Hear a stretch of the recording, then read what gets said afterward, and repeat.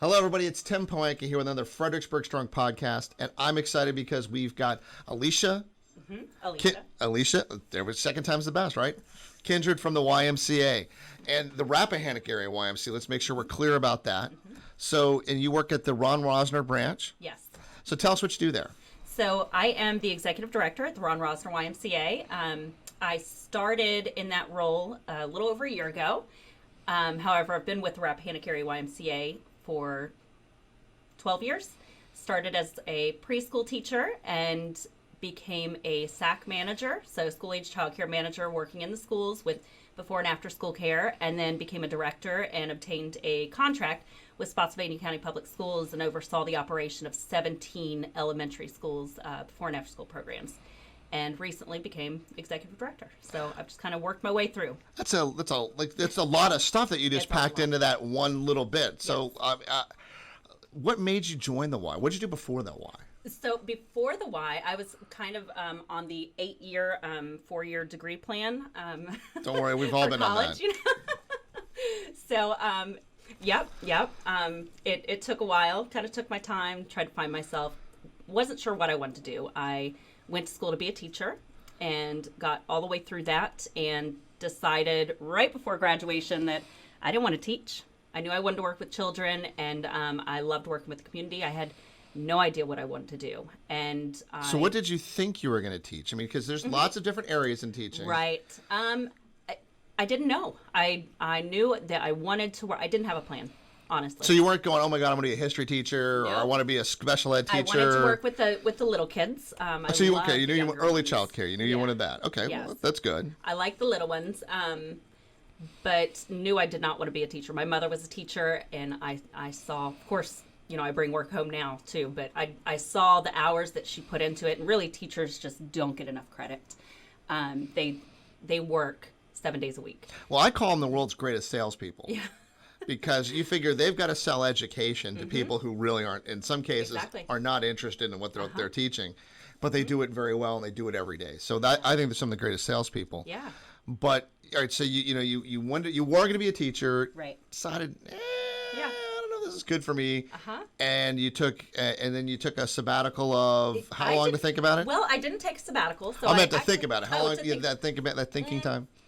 I don't know, a couple months. Okay. So, yeah, I was debating for a while, and then I knew I was graduating. I actually graduated in December of 2007, I believe. Yeah, 2007, and was just skimming the job ads and saw YMCA, working with children. I didn't even know what the YMCA was. I didn't know what it stood for or anything. I just saw working with children. I knew I had to get my foot in the door somewhere, so made a phone call, set up an interview, and I had a secured position 2 weeks before I graduated. Oh, wow. Okay. So just a regular ad kind of got you on the way. Yeah. So you found out what the YMCA is then. So why don't you tell everyone what the YMCA is? So the YMCA is, it stands for Young Men's Christian Association. However, we refer to ourselves as the Y now because we are encompassing of everyone. Everyone's welcome at the facility. We are community outreach. A lot of people think YMCA is a place to go work out. We are, but really, like right now, our facility is closed, but we're still working with the community and doing outreach to support the community. Each Y across the country and really across the world does different things based on the needs in their areas. So, some really just have a storefront. They don't have a gym, and it's strictly outreach that they do. Most of us do have our facilities, though, that have the workout component. So, I think the way that I look at it is especially when you go into smaller towns, and I've been in many a small town in this country for various reasons. The YMCA is almost like a co-op. When you think about it, it really is a community-based organization. It doesn't it only gains its strength by the community. By the community, absolutely. Because you're right about the programs that you offer. When you go into a YMCA, there could be a nice gym, and I know Barney's excited about the gym and the pools and the wellness centers, but there's a lot of classrooms. Yes. And that's where the real work of the YMCA gets done, isn't it? Absolutely. Absolutely. We've got classrooms, to accommodate preschool. We have classrooms, when preschool's over at the end of the day, community members will reach out and say, hey, can I hold this type of class in your facility? Absolutely. We do blood drives out of classrooms. We do, group classes, interest group classes, reading, things like I've that. seen art. I've seen arts. I mean, it's almost like it's a giant meeting space. It really is. Anything you can think of, we're there. We're a building for everyone, and if you're a member there, you're essentially a stakeholder. Yeah. That's co-op stakeholder exactly. Exactly. And it is about health, but it's not just about your physical health. Right. Mental. It is really a full 360 approach that the Y takes, which is different than any other gym.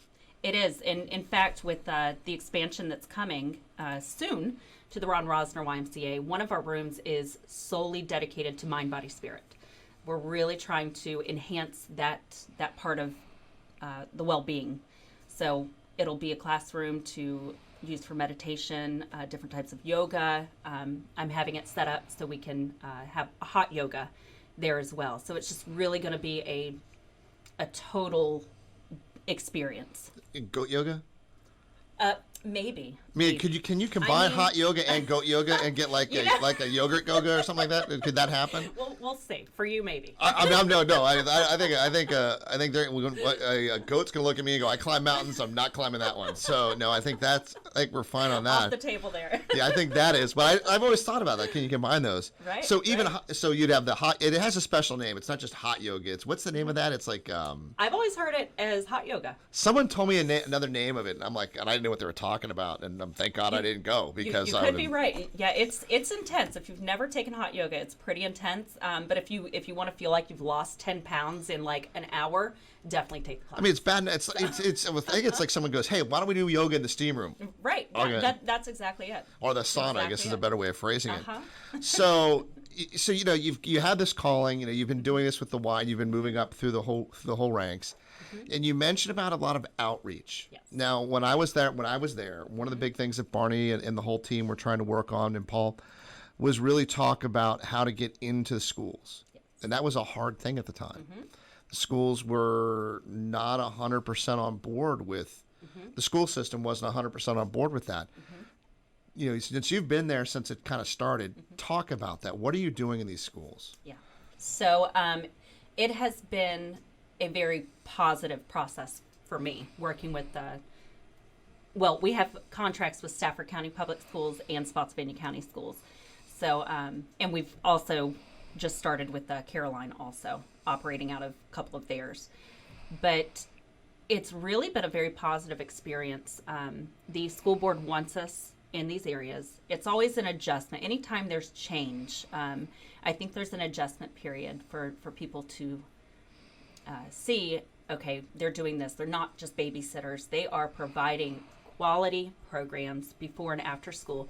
So our staff they get there about 5:45 in the morning, and they have set lesson plans, a set schedule that they implement until about 8:30 in the morning. They send the kids to school. So, there's no travel on a bus or anything like that.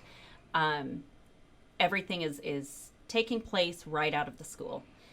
And then our staff comes back in the afternoon when school day's over. We set up, and then we have the children until 6:30 p.m. Again, set lesson plans. We're licensed by the state of Virginia and follow their guidelines.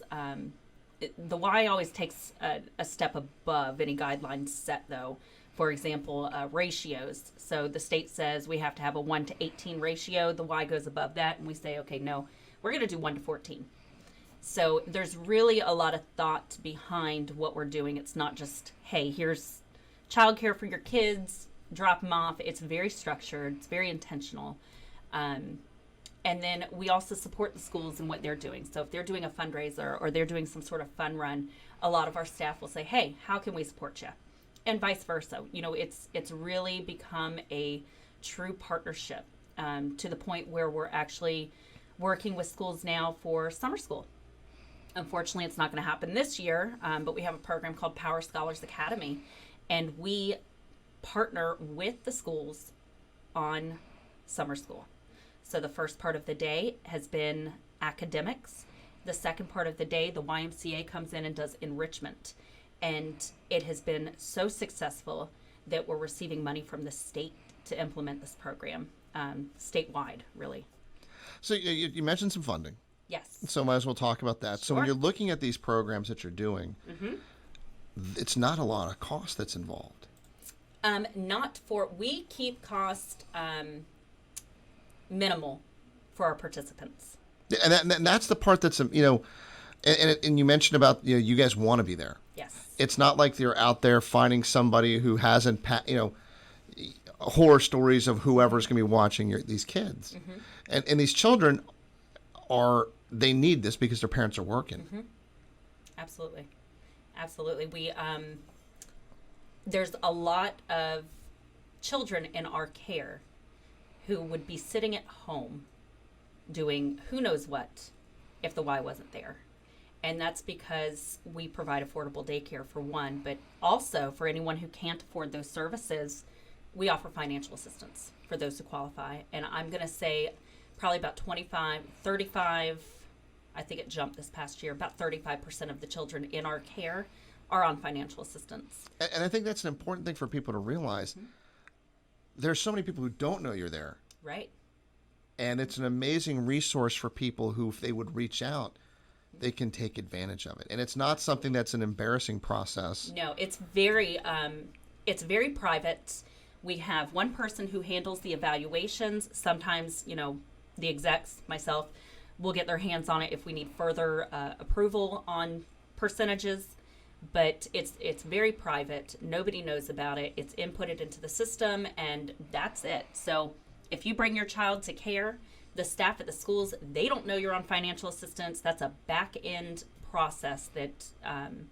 So you don't. About. It's not a question of pride. Right. It's a question of, hey, reach out and be involved in this. Absolutely. I mean, and the more the merrier, right? Absolutely. We love it. and I know that was, that's always, I know the struggles that we had trying to get it launched because of that fear of the unknown about what's going to happen, how can this happen, how can this go. But the fact that the Y is able to do it, it's a testament to the people that they bring in. And when you look at yourself and people who've grown up through that Y structure, nobody is a bigger cheerleader than Barney Riley is for the YMCA. Right. I think he says CEO, but it probably should be head cheerleader in charge. Yeah, he's very inspirational. In fact, I told him that yesterday. He's just, during this pandemic, he's just so supportive of the staff and just such a good role model and such a good leader, and makes me want to be a better employee. Well, he's a dreamer. He is. and I don't mean that in a negative way. No. He is a dreamer because he is always thinking of the next big thing or the next, how we can make it bigger, how we can make this better, how we can do that. And that's an important quality in your all's chosen field and the work that you're doing, because it is about what can happen in a community. And that kind of brings me back, and there's a lot of, we're going to bounce around a little bit. Sure. But now we've got COVID. We've got this coronavirus that's out there. And it's stopped you all from doing your primary mission. But it hasn't, has it? It has not stopped us at all. In fact, I've been on so many conference calls lately. It's just back-to-back conference calls, really. And everyone who's on the calls, I know the Y, we're going to come back stronger. Because even though our doors are shut, the staff has stepped up. What can we do? In fact, the Y is encouraging our staff right now for, any hours you might not be working outside of, for example, our wellness directors, they are just killing it on social media right now with the workouts, the virtual workouts. And anytime that they're not doing that, we're saying, hey, find an organization that you can go support right now because it's needed. And so my staff, I know the other branches are doing it too, but I'll speak on my staff, that they have latched on with Stafford Food Security. Another great group. They're wonderful. And they've gone and spent time volunteering there. We're doing food drives. I know Kate works really well with Cooking Autism. So we're just out there trying to help. And I think the biggest program we're offering right now is the CREW program. So it's Operation YMCA CREW, and it stands for Child Care Relief for Essential Workers. And, yes, our doors are shut, but we're still there. We're still operating. So let's talk about what you're doing for essential workers, because clearly, when we looked at our business, and we're deemed essential, a lot of it having to do with a repair facility. Not as much for selling it, but more about repairing and making sure people's car. I mean, no one's taking public transportation, so they want their car working. When you look at these essential workers, single parents, or in the case of a lot of medical families, dual medical families, they have to have something to do with their children. Right. So talk about what you're providing for them. Okay, so a little history on it. We were hesitant at first. We wanted to make sure if we offered this child care that everyone involved was going to be protected as best as we could. So we started, and when I say we, I'll throw out a couple names. Elizabeth Taylor, she's our COO for the Rappahannock Area YMCA, and Katie Bates, she oversees the SAC programs, the school-age child care programs for the counties. And we started talking to people across the state that were implementing it. We started talking to our national headquarters, YMCA of the USA, reading up on CDC regulations, just to make sure this was going to be feasible. Before we could even complete looking into it, school boards and the hospital started reaching out to us. We said, you know what, we've got to make this happen. And we did. So we started getting on phone calls with different superintendents, Mary Washington Hospital and HCA, Spotsylvania Regional, and there was a big need. So we are this week operating out of the Ron Rosner branch. And then next week, moving forward, we'll be out of Stafford Elementary and Parkside Elementary. Starting the 20th, we're going to be in Hugh Mercer Elementary also. So the program is quickly growing. Some things that we're doing, though, is you have to do almost an interest form. We're calling it an interest form. And that's so, we can see the need. You show that you are an essential worker before child is accepted into the program. Then you complete a registration form. And then once you actually get to the program, it's pretty intense, the drop-off procedures. And the staff have just made it fun for the kids once they do get inside the building. But we're not permitting parents or anyone to come inside our doors right now. They have to pull up to the curb. Staff greets them. The parents take the temperature. So we were intentional about saying, hey, we want the parents to take temperature so it's not intimidating for the kids having some crazy masked lady, coming to your car holding a thermometer up to you. But there's very strict procedures in place, but I can't say enough about the essential child care staff that's working right now. They've turned what could be very scary into a lot of fun for the kids. They've even come up with little games, little songs as they're walking through the hallway, keeping their distance. We've taped off the floor in 6 feet increments and encourage the kids to stay on their tape, and then they're singing a little song as they're moving to and from. So it's again, it's very structured. We're following lesson plans. Each child has their own manipulatives, Manipulatives for a child?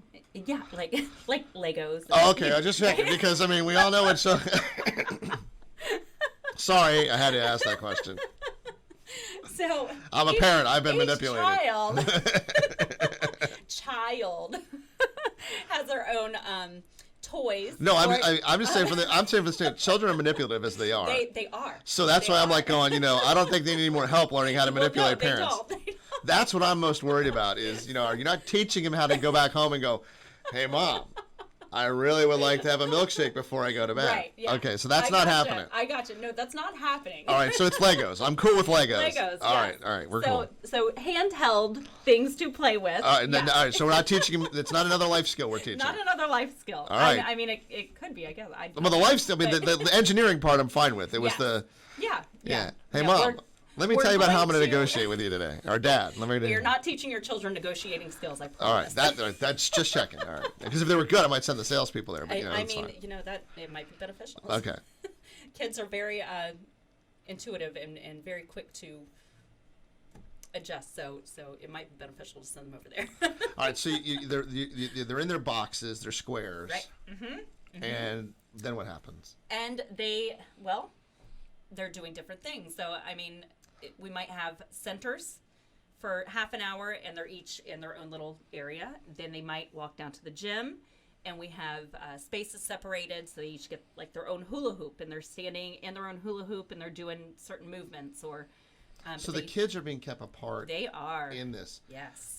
All right. So there's no playbook for any of this. No. I mean, there's not. No. I told someone the story the other day that I threw away every business book I have because everything's different now. So Right. it doesn't matter what I read in the past; that's gone. Exactly. How are these children faring in this? They're doing, again, I'm crediting the staff. The staff have turned this into something fun for the kids. Again, the songs to get them through the hallway because they can't stand close in the hallway. So fun songs to keep them separated. They're making fun masks because all the staff have to wear masks. And honestly, that's when all this became real for me. When I heard that my staff was going to have to wear masks to children that were coming to them that have never met them before. But somehow they have just made this a positive experience for them. I saw the kids yesterday. They're all smiling. They're just having a good time. So when you think about this, I mean, and I've always wondered if I was blessed that my kids were in their 20s now, and I'm not, I'm stressing about what they do, but I'm not as stressed as what they would do, what would happen. Is it the parents that are putting more stress on themselves and then on the kids? I mean, one thing I know about children, if you think about it, if a child's sick, and then they're like 1% better, they're back full bore. They're back. Where a parent, we got to be back to like 110% before we're going to tell them we feel better. How are these kids dealing with what's going on? This amazing change in the lifestyle. Right. So again, children are very resilient, as you just said. They bounce back quickly. They're understanding of what's going on. I think, I can see the hesitation in some of them, but like my own son at home, he was like, Mom, to be honest, I kind of want to wear a mask. And it's just, I think it's how you present it to the children. And I think from what I can see, the parents in our program have presented this information really well to their children because I don't see any fear in the children that have come to our program. So I'll credit the parents on that one as to how they've explained what's going on to them. And I think that's probably the biggest key is that, and not to be anything other than what I'm about to say, but really what are the facts? What is what? What are the things that we know? Telling that to your children in the right way is what you need to do, isn't it? It is. And I think, they're owed some honesty in this. Children are not, they're not ignorant that something's not going on. So to have these conversations with your children and say, hey, this is going on, but if we do this, it's going to get better. And, you don't need to worry because we are being as safe as we can right now. And we're doing everything that we're being told to do. And we're washing hands and, we're wearing masks and it's going to be okay. And I think to keep having those conversations with your kids and being willing to listen when they do have those concerns, that's just so important right now. Yeah, it's not. It's. I think it's very easy for a parent to try to say, "Don't worry," right?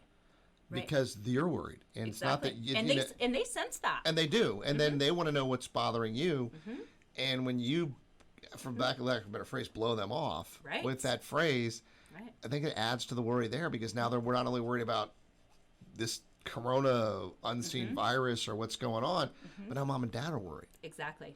And that puts a child on a very unstable platform. It does. So, and now you're bringing these kids together. The parents are dropping them off, and they're going to work. Yes. And they've got a stressful day. How is the reacclimation process? When they talk, I've got friends and I've got family, and the stories I hear that are just tear jerking to me.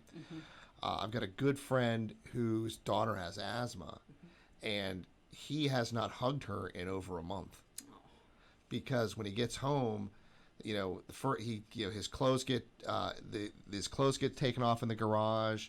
He's got immediately goes down to the basement and he takes a shower down there. He comes back upstairs and I mean, I know the guy. I mean, I'm surprised he doesn't go into a tanning bed and just try to use ultraviolet light to kill whatever's left on him. But even then, he stays in a different room. How are these parents then? So we've talked about the kids. How are they with this? I have not spoken with the parents in our programs right now, but all I can say is my staff have said that the feedback has been positive. They're thankful that we're there to support this process. And I think it's one less worry for them, knowing that their children are in a place where they're safe, they're cared for, and we're following procedures. That's what I can say about that. Yeah, I will tell you that. Again, it's not just healthcare professionals. Right.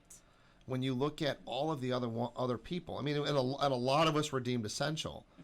It's interesting how these trades, you got a lot of people in trades that are essential. I mean, if you think about it, if your plumbing goes bad, right, you're needed. You're needed, and we're learning about a lot of people that are needed that we didn't think absolutely a lot of.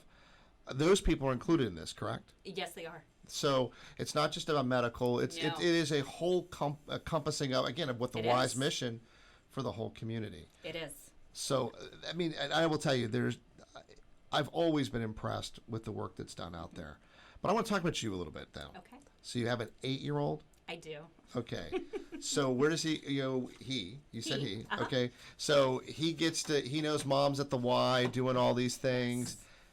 Yeah. What does he like? What does he participate in? Outside of school, like what's he come to do? What's his favorite thing to do there? At the Y? Yeah. Oh gosh, he loves going in the nursery and being around the babies. Okay, which makes sense. That. Yeah, that makes sense. He connects really well with the younger ones, and I could see him doing something in that sort of capacity when he gets older. He just relates. He'll get on their level, and has a really good demeanor with the younger ones. That's kind of fun. Yeah. All right, so you've been working at the Y, and it is the Y. There is workouts. What's the craziest thing that's happened there? Oh my gosh. Well, some I probably can't say. I don't know. It is a Christian organization, so. Oh, all right. Let me help you with this then. Yes, please help me. So I lifeguarded pools all the time. Okay. All right. So I'll use that as my example. Okay. And one of my worst days as a lifeguard there wasn't the fact someone hit their head on the diving board. It wouldn't be the fact that someone did something in the pool they weren't supposed to. It was the day that one of the other guards decided to backwash the pool and broke the lever and backwashed most of the pool until we could get it fixed. So something, what happened when you're working in a gym environment like that? You have stuff that just goes wrong. Yeah, I mean, there is stuff that goes wrong. I can't. Honestly, I couldn't think of anything super outlandish right now. But again, each day you walk into the Y, you don't know what you're going to get. So I think some of that's normal. Right. Some of the craziness, I think, is just a little normal too. So, well, which makes sense. It happened. Yeah, it's like that's what makes the job fun, right? It makes it. In fact, I was telling Barney that yesterday morning. That's what I love about the Y. You don't know what you're getting when you walk through the doors each morning. Anything can happen. Yeah, I could have a full day planned, and then all of a sudden I have to drop. We're having to call rescue for someone that needs attention, or a kid has done something crazy and made a mess, and we have to drop everything and clean stuff up, or you just don't know what you're getting each day. But I love every second of it. I really do. Now the staff that you have out there, okay. It's a calling for them, isn't it? It is. You really have to be committed to not just the Y, but your community in helping, because we do so much of that. you just commit so much time and energy. Even the part-timers, I know they do a lot of work that's at their homes, you know, a lot of thinking and planning about what they're going to do the next day. And it is a total commitment. So it is a total commitment. So what do you do to relax? So what do you do in your off time to sit there and go, oh my God, I've got this calling, I've been doing all this work. So what do you do? What do you do to relax? I lift weights. I'm a power lifter. Okay. So I compete, and that's kind of my outlet. So have you been able to bench press Barney yet?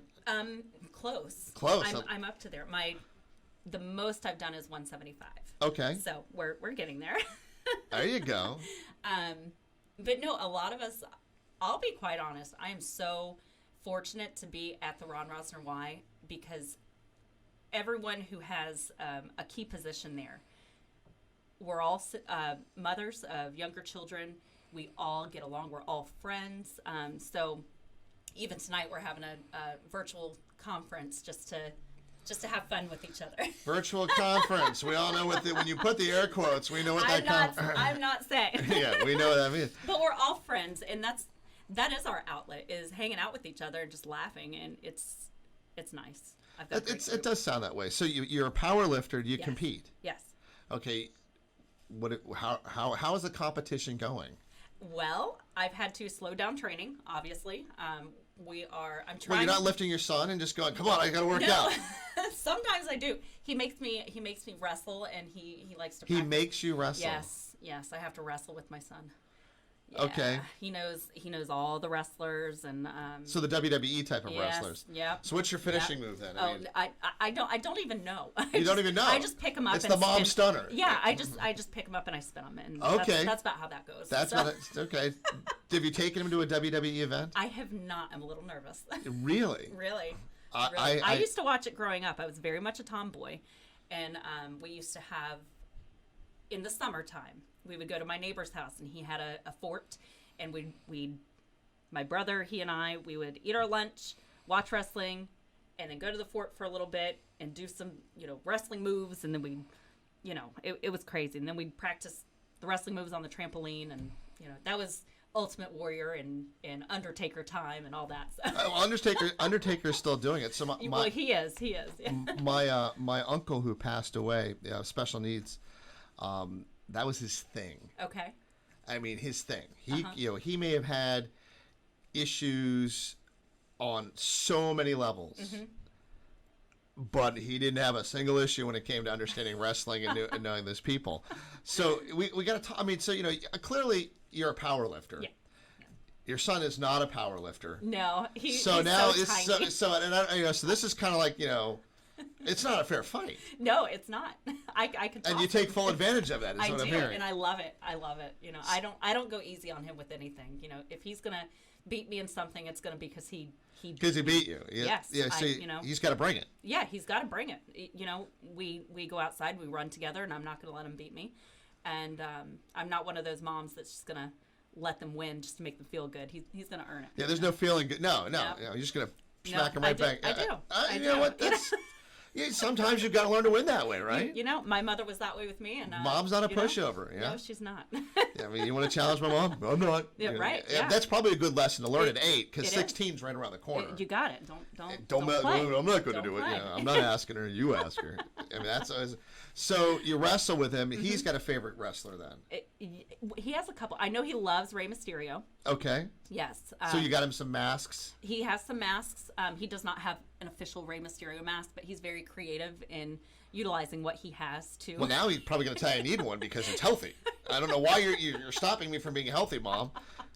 By the way, that's how you manipulate Mom. Yeah, exactly. I don't know why he hasn't thought of that. He's very intelligent. Well, after he sees this, he's definitely going to figure that out. He's definitely going to. He's probably going to go, ay caramba. I should have thought what about was that? Simpsons? Yeah. Yeah, that's what he should have done that. Yeah. So he likes Rey Mysterio. He does. Who else? 619. He does like the Undertaker.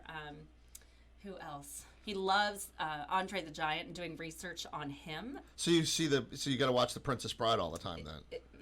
We're not there yet. You haven't not there yet. We're not there yet. Okay. So you haven't told him he's in that movie yet. Well, there's another thing that just leaked out today. Right, I know.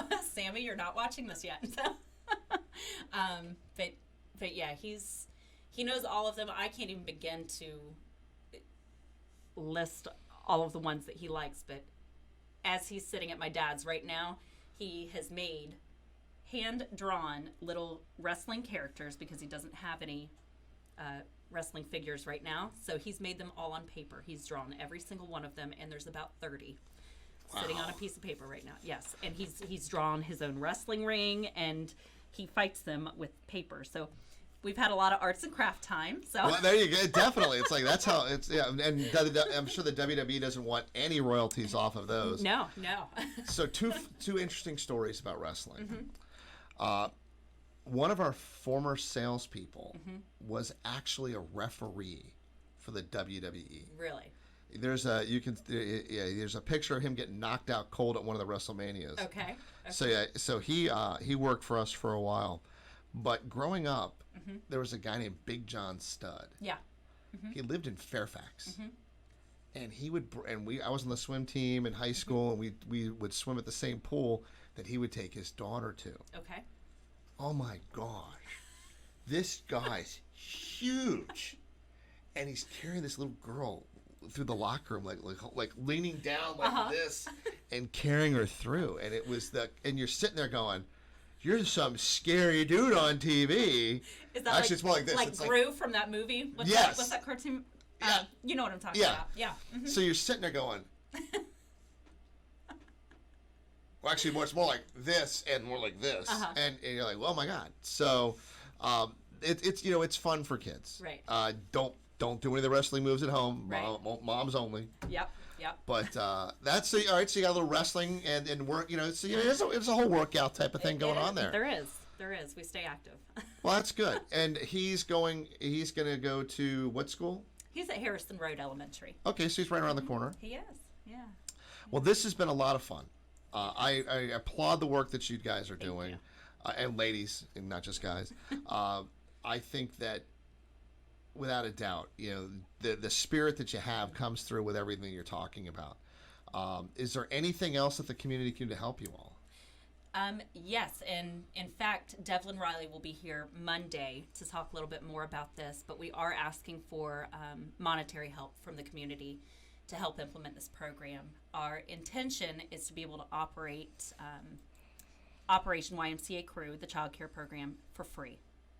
And so that's what we're working on right now. So Devlin will talk a little bit more about that Monday, but we are looking for donations so that these all essential employees can get to work and have one less thing to worry about in paying for their child care as they're working through this crisis. Well, I salute you and the mission that you all are on. I feel, it's amazing what you're doing. I think it's very reassuring when you look at what these great members of our community are doing and what you're doing to help support them. Thank you. So thank you very much. And thank you for what you do every day. Good luck with your son. Thank you. I need it. I hate to tell you this, he does grow. He's going to grow, and I'm going to get it. You've reached your height, and he's not.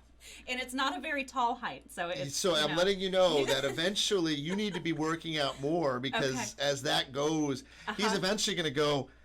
Oh, by the way, here's my tally sheet, Mom. It was 100 or probably 1,976 to 0 is what the score is right now. I intend on making this even. So when he does that. Remember, you had the warning here first. You'll be the first person I tell. So I'm just telling you, so you can't stop working out. I will not. Because I did tell my kids something. What did you tell? So my young son, he wanted to do the same thing. I could beat you. I Right. I kept beating him, and da da da da da da. You know how that goes. They start jaw jacking. Oh yeah. And it is like a wrestling thing, and they start doing the whole. Oh, can I tell you what I'm gonna do? Oh my gosh, I know. So they go out, they start to get that thing going with you.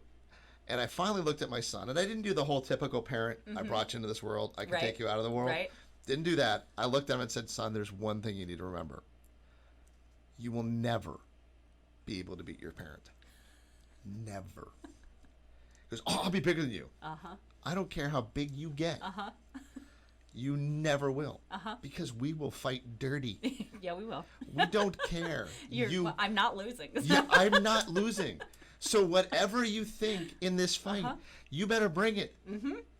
You better have one shot because it's after that we're gonna get you. You got it. You got it. I'm with you. So just keep that in mind. I will. It's hey, we can wrestle all you want, but you're never gonna beat mom or dad. Never. Well, thank you again for being here. Yeah, thank you for having me. Well, you're welcome. You can come back anytime. Wonderful. Everybody, thank you for another great episode of Fredericksburg Strong. You can look for us on our website and on Facebook, and we actually have this will be listed now on the Pohanka Nissan and Pohanka Hyundai websites. So we'll see you there.